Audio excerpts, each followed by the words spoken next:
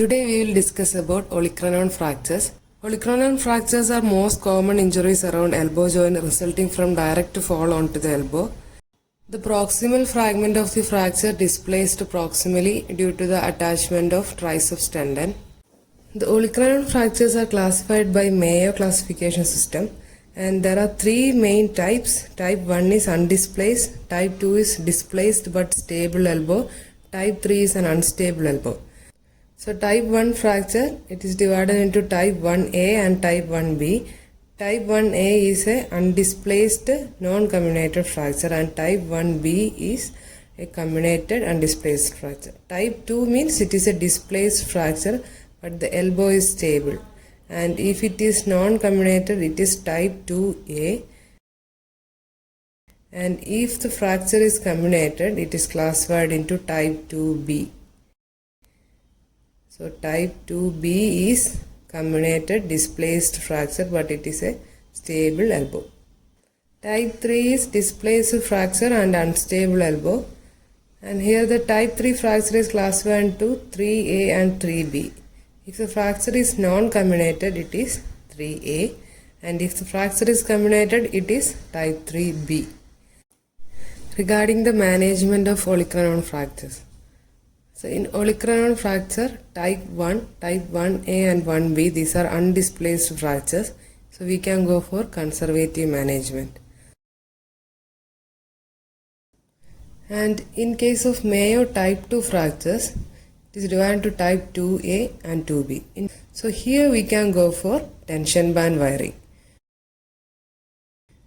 So tension band wiring is applicable only in type 2A fractures, but in case of elderly, that is more than 70-year-old patient, in that case we can choose a conservative option. Next is type 2B, that is comminuted displaced fractures. So here the tension band wiring will produce a compression which will result in shortening of the articular surface of olecranon. So to preserve the articular congruency, we usually prefer plating. So open reduction fixation with the plate and screw is a treatment option for type 2B fractures. Next is type 3 fracture, which means fracture olecranon with the dislocation of elbow. In type 3 and type 3B, the treatment option is fixation with the plate and screw. What is tension band wiring? Tension band wiring is a technique which is used for aversion fractures.